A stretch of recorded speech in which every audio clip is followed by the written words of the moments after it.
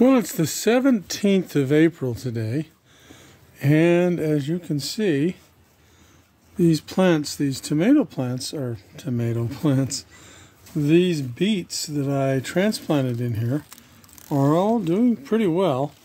Now this one, yes, I transplanted that one, and this one, I can't remember this one, but now we'll go over here. When I just mentioned, I wasn't sure where I got this plant or when I transplanted it.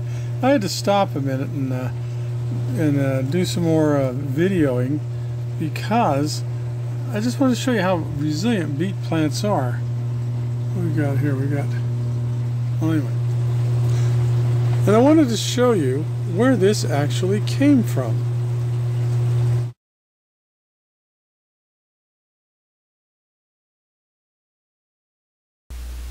Now here's that plant down in the basement there, behind some, I guess it's broccoli or cauliflower, and there's a lettuce plant there in front, but there it is right back there next to that bunch of tomato plants.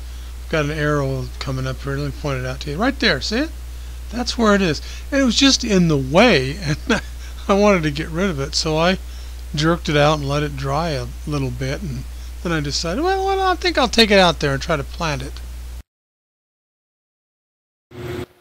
This beet right over here is one I took out of the row bed in the house. That's one that's been in there for a long time, and I needed the space, so I took it out. So what I'm going to do, give it a chance to grow, is I'm going to plant it right here, put it down in the hole there, and give it a lot of water and see if it'll take.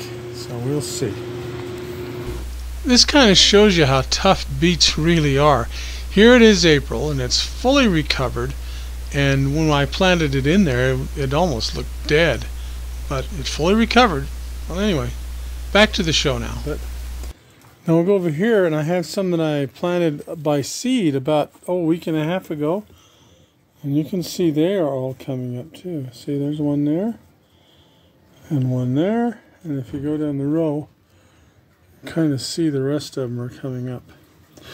Now there's some here. Now this is also one I transplanted. It's a bit bigger than the others, but I transplanted that one early. Now there's a bunch over there, so I've got a lot of these. I ought to get at least 200 beets out of these. But we talked about beets overwintering and going to seed. And here you can see it happening. These are overwintered beets, and as you can see, they still have a pretty good beet root on them. But it's time for them to go to seed. And that's exactly what they're doing. See that? Normally beets will grow into something like this, and you won't see any kind of a flower stalk coming out of it like this. Now this will grow into a bush, and it will have seeds on it, and we'll be able to harvest the seeds for next year. Now let's look at a couple of these others that are wintered over. I think there's 3 or 4 of them, but you can see this one is also going to seed, and this one is also going to seed.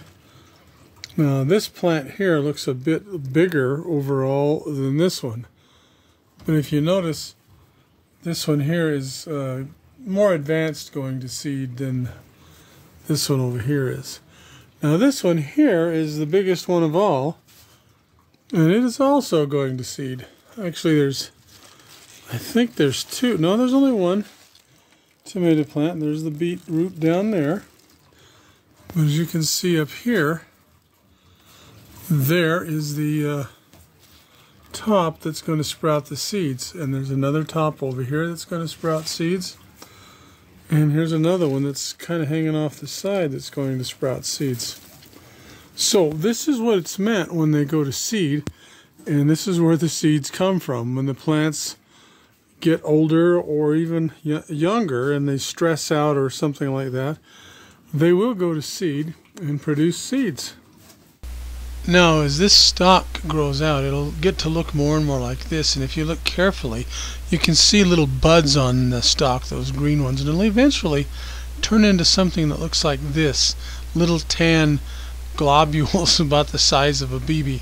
Now those are the beet seeds, and they'll have 2, 3, or 4 or more seeds inside of them.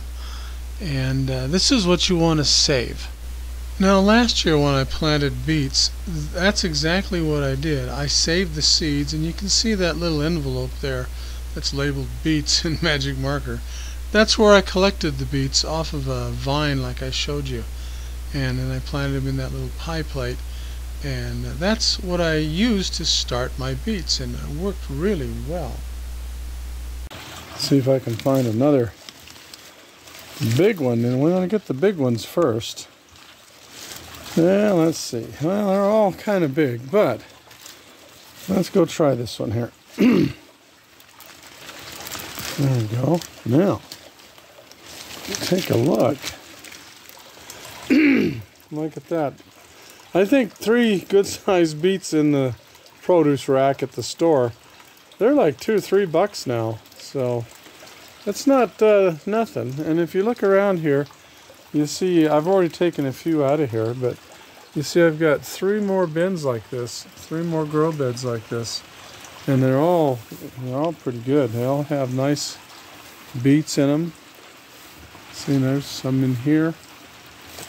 See the size of those things? Boy.